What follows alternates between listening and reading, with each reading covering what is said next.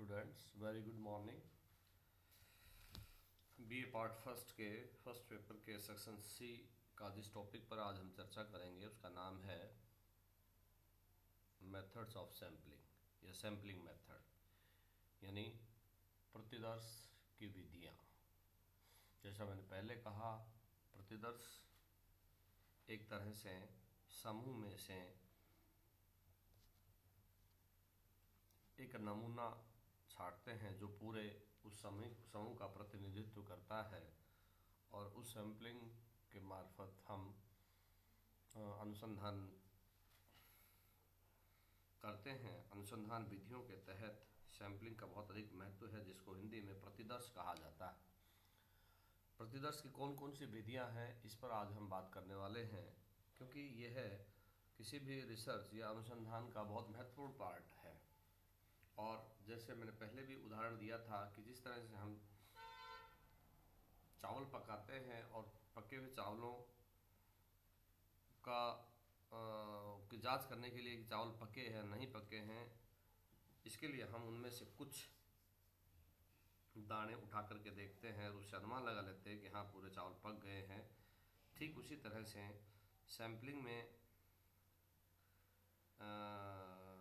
अनुसंधान कार्यों के लिए इसका उपयोग किया जाता है, और अनुसंधान में पूरे समग्र समूह या ग्रुप को रिप्रेजेंट करने के लिए, उसकी व्याख्या करने के लिए हम उसमें एक नमूना के रूप में कुछ इकाइयाँ लेते हैं और उनके आधार पर पूरे ग्रुप का प्रतिनिधित्व करते हुए हम अनुसंधान करते हैं, निष्कर्ष पर पहुंचते हैं, और इस तरह से यह अनुसंधान कार्यों में बहुत उपयोगी साबित होता है। सैम्पलिंग की विधियां या प्रतिदर्श की विधियां, जैसा हमने यहाँ एक डायग्राम लिया है, सैम्पलिंग की दो तरह की विधियां हैं, दैव प्रतिदर्श और अदैव प्रतिदर्श। दैव प्रतिदर्श को दूसरा नाम देते हैं यादृच्छिक प्रतिदर्श, और अदैव प्रतिदर्श को नाम देते हैं अयादृच्छिक प्रतिदर्श। दोनों विधियों की अपनी अपनी विशेषताएं हैं, दोनों विधियों के अपने अपने गुण हैं, उनकी कमियां हैं, उन सब बातों पर हम बात करेंगे। तो यहाँ दैव प्रतिदर्श विधि या जिसको यादृच्छिक विधि कहा है, वह दूसरी विधि की तुलना में अधिक सरल और सहज है। यह जो निष्कर्ष देती है वो बहुत ही सटीक, व्यवस्थित और स्तरीय होता है। वहीं दूसरी तरफ अदैव प्रतिदर्श, जिसको अयादृच्छिक प्रतिदर्श कहा है विधि, यह सविचार प्रतिदर्श, कोट्टा प्रतिदर्श और सुविधानुसार प्रतिदर्श के रूप में तीन जगह इसको विभाजित किया जाता है। इन्हीं विधियों के आधार पर हम आगे इसका विश्लेषण करते हैं कि संगणना सर्वेक्षण में, अन्वेषण की इस विधि में, यानी संगणना सर्वेक्षण विधि को काम में लेकर के हम अनुसंधान करते हैं, और इस विधि में समग्र की प्रत्येक इकाई को सम्मिलित किया जाता है। यानी अनुसंधान करते वक्त किसी एक समग्र समूह का जब हम अध्ययन करते हैं तो उस समग्र समूह के अध्ययन में प्रत्येक इकाई को सेलेक्ट करते हैं, और प्रत्येक इकाई को सेलेक्ट करते वक्त संगणना सर्वेक्षण विधि काम में लेते हैं, और इस विधि में प्रत्येक इकाई को सम्मिलित किया जाता है। यानी अनुसंधान करते वक्त इस संगणना सर्वेक्षण विधि में प्रत्येक इकाई का ध्यान रखा जाता है। दूसरा है प्रतिदर्श सर्वेक्षण। प्रतिदर्श सर्वेक्षण भी एक अन्य विधि है जिसमें समग्र की कुछ प्रतिनिधि इकाइयों का अध्ययन किया जाता है। संगणना सर्वेक्षण में सभी इकाइयों यानी प्रत्येक इकाई को सम्मिलित किया जाता है, जबकि प्रतिदर्श सर्वेक्षण में समग्र की कुछ प्रतिनिधि इकाइयों का अध्ययन किया जाता है। तीसरा, जनसंख्या या समग्र। इसके अंतर्गत सांख्यिकी में किसी विषय से संबंधित सभी मदों के उस समूह को जनसंख्या या समग्र कहा जाता है जिसके विषय में जानकारी प्राप्त करनी होती है। यानी इस तरह से इस विधि के तहत जिस विषय की जानकारी करनी होती है उस विषय से संबंधित सभी मदों के उस समूह को शामिल करते हैं, वह समग्र कहा जाता है। प्रतिदर्श, जैसा मैंने पहले कहा, सैंपलिंग।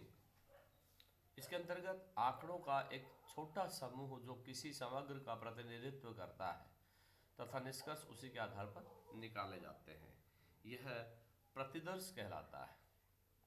यह भी अनुसंधान की एक महत्वपूर्ण इकाई है।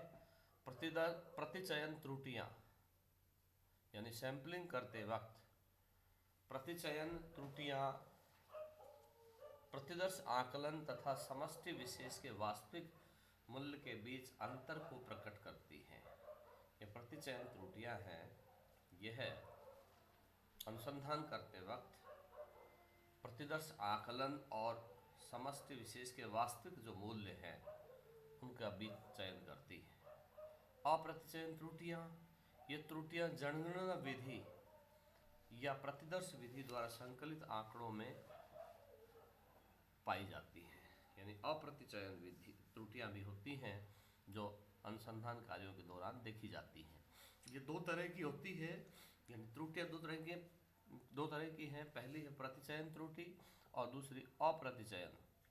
प्रतिचयन त्रुटियों की जहाँ तक बात है, इसमें पक्षपातपूर्ण त्रुटियां होती हैं। यानी ये त्रुटियां होती हैं, इनमें पक्षपात होता है, ये निष्पक्ष नहीं होती हैं, ये ऑब्जेक्टिव नहीं होती हैं, ये बायस्ड होती हैं, जो किसी पक्ष विशेष की तरफ अपना रुझान रखती हैं।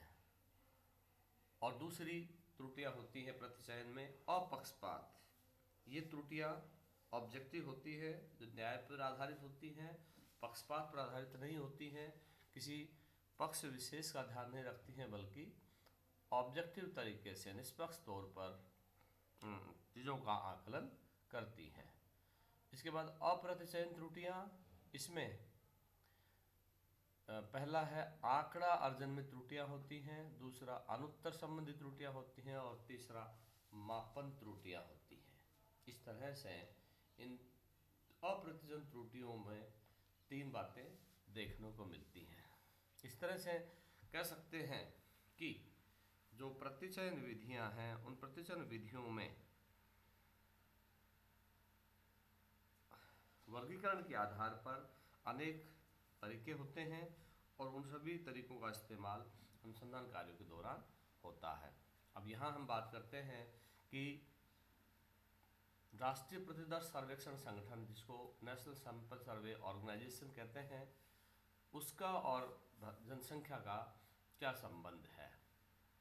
भारतीय जनगणना तथा राष्ट्रीय प्रतिदर्श सर्वेक्षण संगठन। भारतीय जनगणना देश की जनसांख्यिकीय स्थिति से संबंधित पूर्ण जानकारी प्रदान करती है, जैसे जनसंख्या का आकार है, जनसंख्या की वृद्धि दर है, जनसंख्या का वितरण है, जनसंख्या का प्रक्षेपण है, उसका घनत्व है, लिंग अनुपात है, लिंग संरचना है, साक्षरता है, ग्रामीण और शहरी वर्गीकरण है। इस तरह से भारतीय जनसंख्या के ये समग्र सांख्यिकीय आंकड़े जनसंख्या से प्राप्त होते हैं और इन सभी आंकड़ों का जनांकिकी विषय से संबंधित अनुसंधान में विशेष महत्व होता है।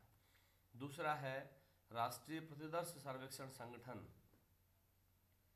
की स्थापना भारत सरकार द्वारा सामाजिक आर्थिक मुद्दों पर, जैसे शिक्षा है, रोजगार है, मातृत्व शिशु देखभाल है, सार्वजनिक वितरण विभाग का कार्य है या उपयोग का कार्य है, ये सभी चीज़ों को ध्यान में रख करके इसकी स्थापना की गई थी। और यह संगठन देश में समय समय पर इस तरह के सर्वे करके और सामाजिक आर्थिक विषयों पर जो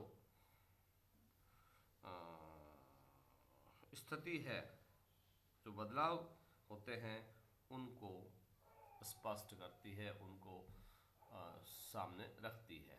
इसके बाद एनएसएसओ द्वारा संग्रहित आंकड़े समय समय पर विभिन्न प्रकार के रिपोर्ट, इनकी त्रैमासिक रिपोर्ट या इनकी छमाही रिपोर्ट या वार्षिक रिपोर्ट के आधार पर प्रकाशित किए जाते हैं। तो कहने का तात्पर्य NSSO national sample survey organisation और सेंसस का बहुत ही अटूट संबंध है।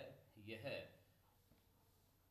सरकार के निर्देश पर, यानी ये एनएसएसओ सरकार के निर्देश पर समय समय पर देश के विभिन्न राज्यों में जनसंख्या के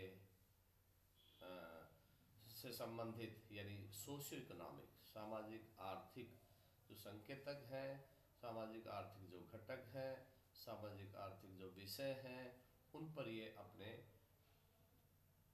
रिपोर्ट प्रकाशित करता है। यह अपने संगणकों के माध्यम से, अन्वेषकों के माध्यम से सूचना संग्रहित करता है। सूचना संग्रहित करके उसका राष्ट्रीय स्तर पर उसको प्रकाशित किया जाता है और वह देश के नीति निर्माण में उसका बहुत महत्वपूर्ण योगदान होता है। जैसा आपको मालूम है कि देश के नीति निर्माण में जो जनांकीय संबंधी सामाजिक और आर्थिक जो संकेतक होते हैं उनका बहुत महत्वपूर्ण स्थान होता है। सरकार उन्हीं के आधार पर बजट तय करती है, उन्हीं के आधार पर लक्ष्य निर्धारित करती है और उन्हीं के आधार पर नीतियों का निर्माण करती है कि भविष्य में लोगों का जीवन स्तर कैसे ऊंचा उठे। इस तरह से इन समंकों का, जो कि एनएसएसओ द्वारा समय समय पर प्रसारित किए जाते हैं, बहुत अधिक महत्व है देश के नीति निर्माण में, देश के आर्थिक विकास में और साथ ही साथ अनुसंधान कार्यों में। ठीक है, तो आज के लिए इतना ही। अगले टॉपिक पर हम नेक्स्ट लेक्चर में बात करेंगे। बहुत बहुत धन्यवाद।